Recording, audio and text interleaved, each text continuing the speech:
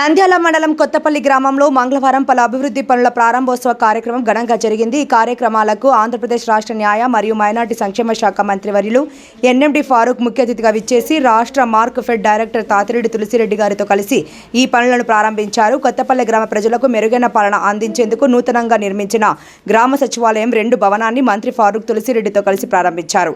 గ్రామంలో మౌలిక సదుపాయాల కల్పనలో భాగంగా నూతనంగా నిర్మించిన సీసీ రోడ్లను ప్రారంభించారు. వెనుదీయని దేశభక్తులారా,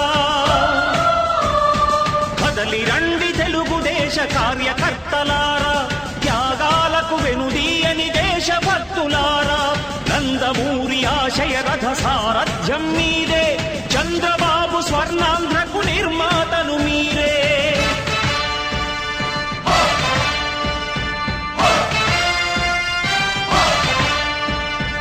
కదలి రండి తెలుగుదేశ కార్యకర్తలారా, త్యాగాలకు వెనుదీయని దేశభక్తులారా.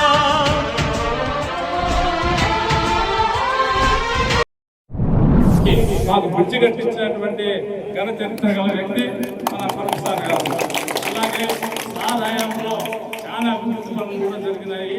అంటే మేము సార్ వెంటే, నేను స్టూడెంట్ లైఫ్ నుంచి కూడా సార్ వెంటనే నచ్చాను.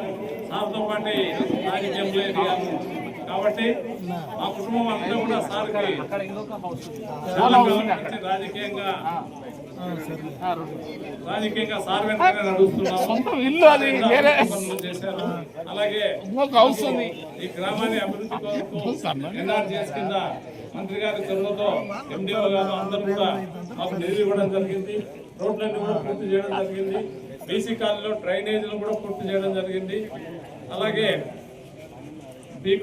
బీకోట్ ఎంట్రన్స్ నుంచి కూడా ఒక బీసీ కాలనీ వరకు మంచి రోడ్డును కూడా సీసీ రోడ్డును కూడా వేయడం జరిగింది. దాదాపు ₹1 వరకు మాకు వర్క్లు వేయడం జరిగింది.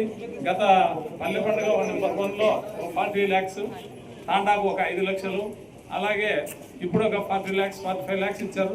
మొత్తం టోటల్ ₹1 ఇచ్చారు. గతంలో ప్రభుత్వం కూడా బిల్డింగ్ కట్టడం జరిగింది. ఆ బిల్డింగ్ కట్టడం జరిగింది. మన గౌరవ న్యాయ మైనారిటీ శాఖ మంత్రి వారికి, మా రాష్ట్ర మార్కెట్ డైరెక్టర్ తులసిరెడ్డి గారికి, గ్రామ సర్పంచ్ గారికి, మండలి ఇన్ఛార్జ్ కన్వీనర్ కృష్ణనాథ్ రెడ్డి గారికి, తహసీల్దార్ గారికి, ఇక్కడికి వచ్చినటువంటి మండల లెవెల్ ఆఫీసర్ డిఈ గారికి, మండల లెవెల్ ఆఫీసర్స్కి, ఈ సచివాలయ సిబ్బందికి మరియు గ్రామ ప్రజలకు, ప్రింట్ మీడియాకి, ప్రింట్ అండ్ ఎలక్ట్రానిక్ మీడియాకి అందరికీ కూడా నమస్కారం.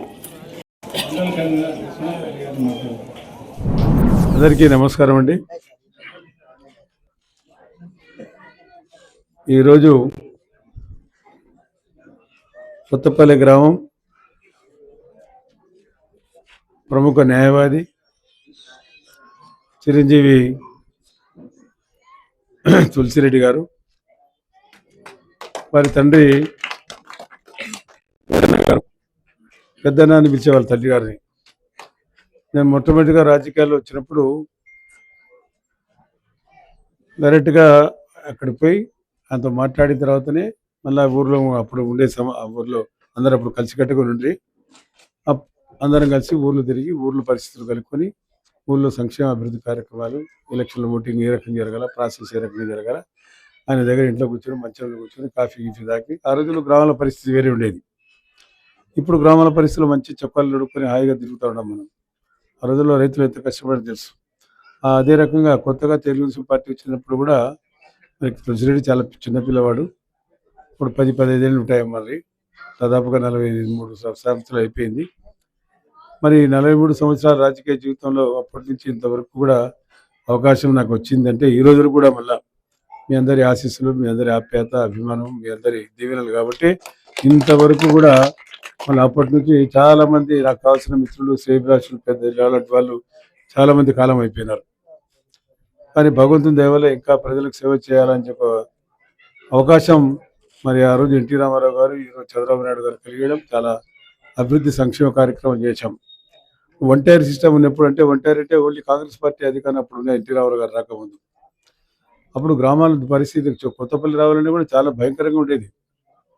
ఈ 1 కిలోమీటర్ లోపల రావాలన్నా కూడా చాలా ఏ పరిస్థితి ఉన్నదో చాలామంది సీనియర్లు ఉన్నారు ఇక్కడ. చాలా చూసి కనుక్కుంటా నేను వాళ్ళకి సన్మానం చేస్తా అన్నట్టు తులసిరెడ్డి పాత వాళ్ళకు ఉన్నాడు.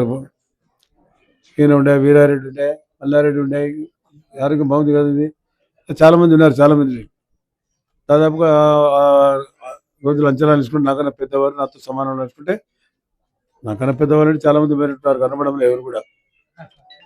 నాకన్నా సమానం ఈయన కొనగడ పడుతున్నాడు, నాకు మిగతా వాళ్ళు కనబడం లేదు గ్రామంలో. కాబట్టి ఈ రకంగా ఆ రోజుల్లో గ్రామాల పరిస్థితిని ఒకసారి ఆలోచించుకుంటే చాలా భయంకరంగా ఉండేది. ఇప్పుడు ఇటువంటి మల్టీ స్టోరీ బిల్డింగ్ల మధ్యలో ఈరోజు సమావేశం ఏర్పాటు చేసుకున్నాం.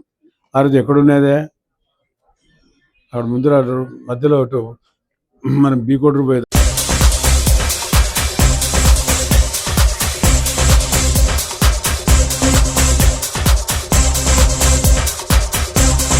మరిన్ని లేటెస్ట్ అప్డేట్స్ కోసం చూస్తూనే ఉండండి NN TV news channel. Please share and subscribe.